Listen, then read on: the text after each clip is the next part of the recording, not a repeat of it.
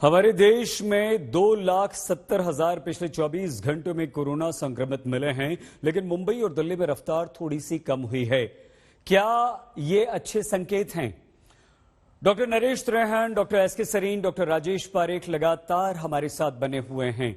इस बीच चुनाव आयोग ने भी प्रतिबंध रैलियों पर लगा दिया है, सभाएं करने पर लगा दिया है, लेकिन जिस तरह से डॉक्टर त्रेहन ने कहा वो एक इंपॉर्टेंट बात है कि हमें दावत नहीं देनी है कोरोना को। डॉक्टर सरीन, ये कैजुअल एटीट्यूड और अप्रोच जो हमारे देश के लोगों में आपको दिखाई दे रही है, मार्केट्स भरे हुए हैं, मॉल्स में लोग जा रहे हैं, शादी ब्याह से परहेज नहीं कर रहे हैं, पार्टीज हो रही हैं, ये एटीट्यूड कितना खतरनाक हो सकता है सर? देखिए, पहले हम लोग 3T यूज करते थे, टेस्ट, ट्रैक एंड ट्रीट। अब वो तीनों टीज जो हैं वो आधे आधे कट गए।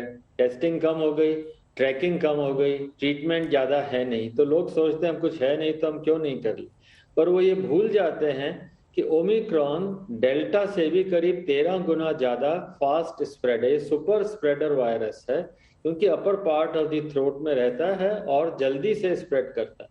तो अगर आप भीड़ भाड़ में, रैलीज वगैरह में या शादी ब्याह में इस तरह से मिलेंगे तो ये अभी जो कम लग रहा है वो इतना ज्यादा बढ़ सकता है कि टोटल नंबर ऑफ इन्फेक्टेड अगर ज्यादा होंगे तो हॉस्पिटल्स पे लोड पड़े या आईसीयूज के ऊपर लोड पड़े, ये पॉसिबल है। हम ये कहेंगे कि हाँ भाई कम लोग इतना ज्यादा सीवियर नहीं है, कम लोग इनफेक्ट सीवियर हैं, कम लोग जा रहे हैं हॉस्पिटल, बट टोटल नंबर अगर आप देखेंगे जो कि हॉस्पिटल पहुंचेंगे ऑफ द इन्फेक्टेड, तो वो नंबर भी हो सकता है। तो इसलिए मुझे लगता है कि, और ये एक अच्छा तरीका नहीं है कि आप पहले इन्फेक्ट हो और कहें कि साहब हर्ड इम्यूनिटी हो गए, हम इम्यून हो गए क्योंकि इन्फेक्शन हो गया।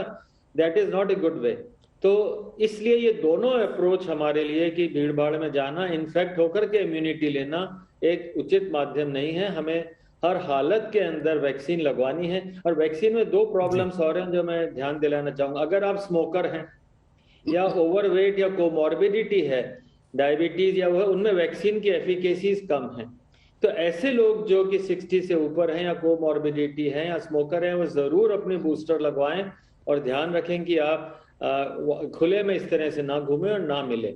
और तीसरा है, अगर आपके परिवार में, जैसे आप खुद घर पे आए और बाकी के परिवार के लोग अनवैक्सीनेटेड हैं, तो 100% उनके अंदर इन्फेक्शन हो रहा है। तो इसलिए आप वैक्सीनेट होंगे तो आपके अंदर माइल्ड डिजीज होगी और आपका स्प्रेड दूसरों में 50% घट जाएगा।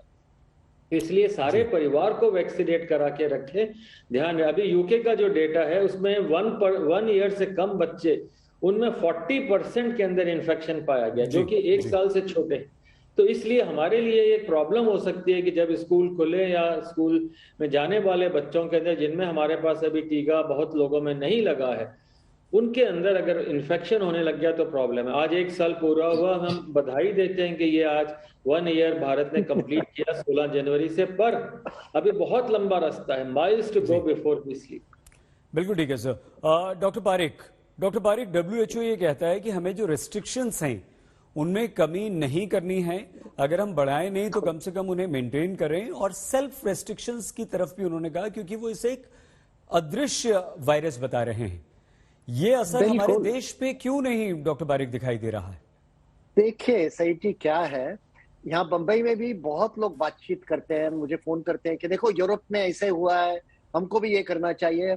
और जैसे डॉक्टर त्रेहन, डॉक्टर सरीन ने बताया, मैं भी उनको यही चीज कहता हूँ कि यूरोप और इंडिया की सिचुएशन बहुत ही अलग है। ये लोग देखते नहीं है। यूरोप का पॉपुलेशन, हर देश का, स्पेन का समझो, छोटा है, दूसरा यूनिफॉर्म है, वहां एक त्योहार होता है क्रिसमस का।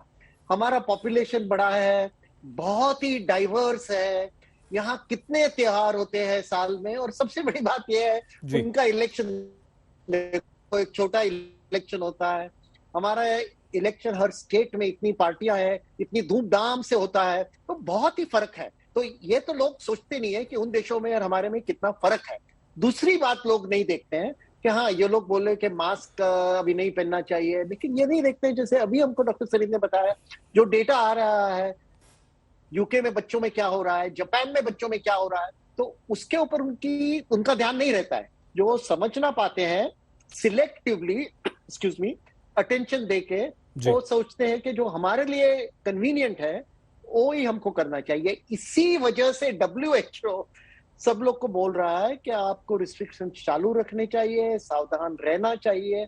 तो ये इतना कॉन्फ्लिक्टिंग एडवाइस नहीं है WHO का और लोकल गवर्नमेंट्स का। WHO का जी। एडवाइस दुनिया के लिए है, और बिल्कुल। वो एडवाइस को हर देश अपनी डेमोग्राफिक्स देख के, अपना इन्फेक्शन रेट देख के, अपना हॉस्पिटलाइजेशन देख के, अपनी बेड कैपेसिटी देख के मॉडिफाई करता है।